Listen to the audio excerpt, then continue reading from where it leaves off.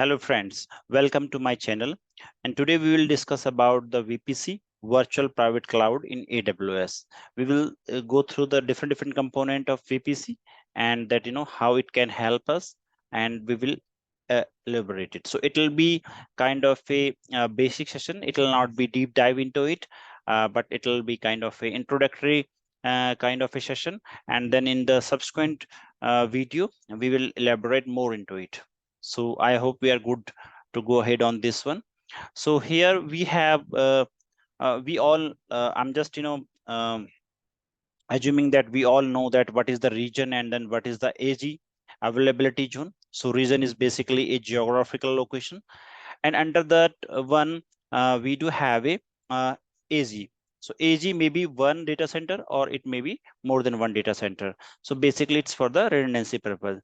So whenever we create a VPC in AWS, so then we have to create, if for the redundancy purpose, it's in each AG one subnet must be there, so that for the redundancy purpose.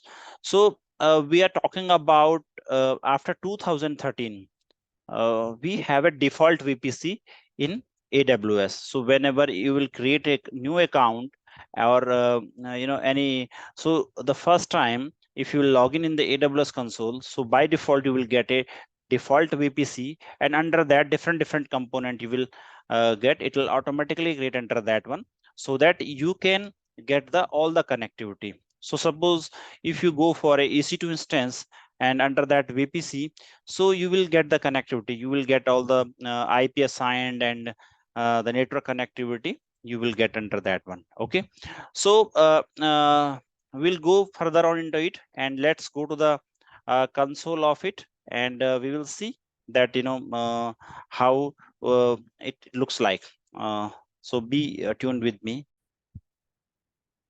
So here we are in the AWS console, and we can see that we do have only one VPC over there. And this is, if you'll see, so this is my default VPC, right?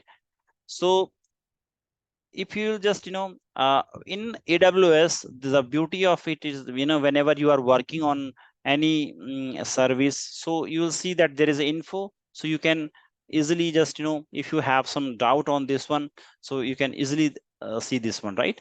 What it is that enable you to launch AWS as a virtual network that you are defined, right? So we'll see that in what will happen that in under VPC when we create, so the CIDR of that VPC, it will be 172.31.0.0/16. So /16 will be the maximum CIDR for it. You can't go more than that. Okay, and DSCP option set will be there, main route table will be there, and network ACL will be there, and tenancy will be default, right? And right, it's owner ID. So when we create a VPC, okay, this is a means not a create, it's a default VPC. So let's see what other things automatically get created. So we can see we are in the North Virginia, and we do have a 6 subnet over there. And if you will go a little bit, you will move right side. So you will see that this US East 1A, 1B, 1F, 1D, 1E. So these are the AG, right? So as per this one, we do have a 6 subnet. So if we'll go in any other region, so let's take example of Asia Pacific Mumbai, okay, where we do have a only 3 AG. So by default, it will be 3 subnet, right? I hope we got it. Let's go to the route table. So what will happen?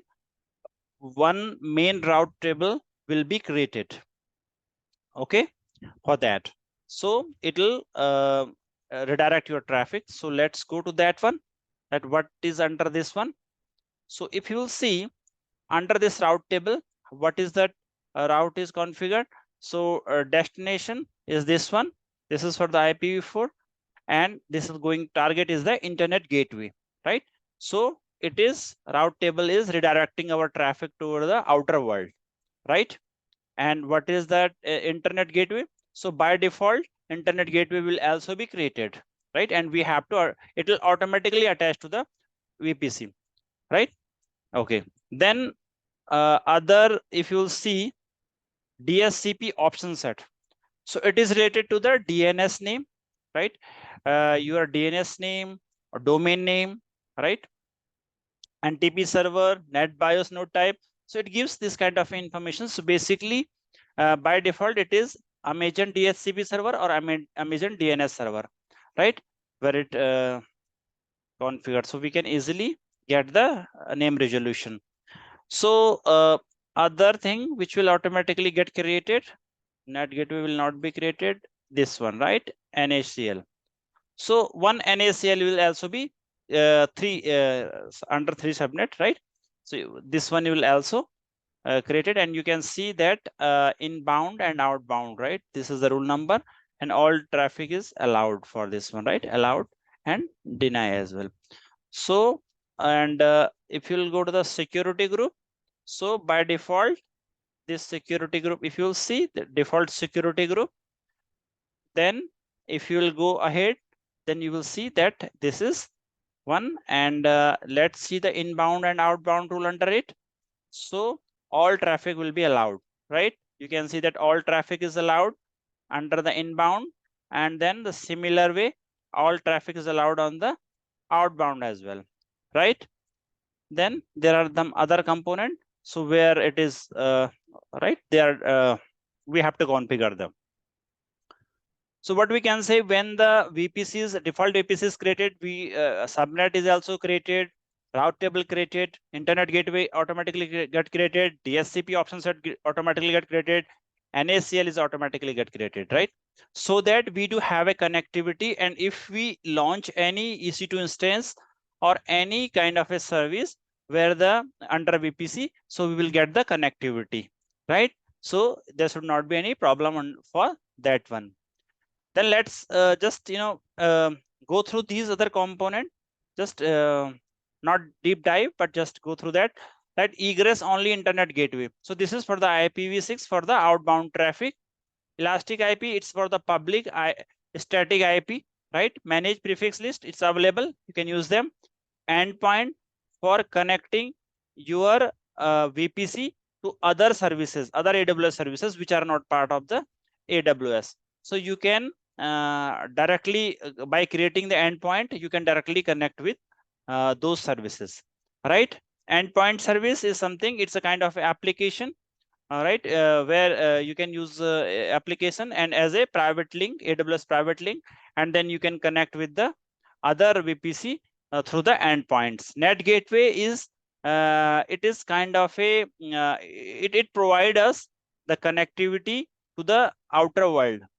Generally, we are using it for the private subnet, where like where we want to go for only allow the outbound traffic. Generally, for patching and other things we are doing.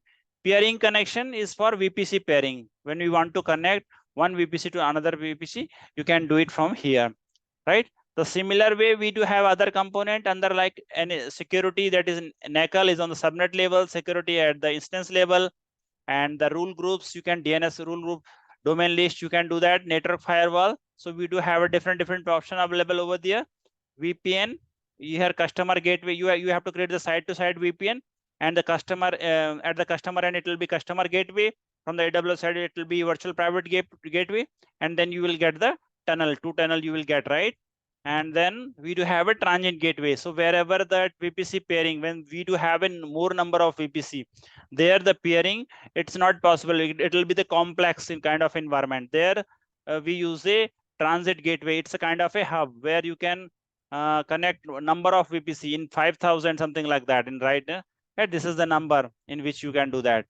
And then this is for the mirror and all that, right? So we will cover those things in the next session. In this session, that's all. And I hope you got something from this lecture. Happy learning. Bye.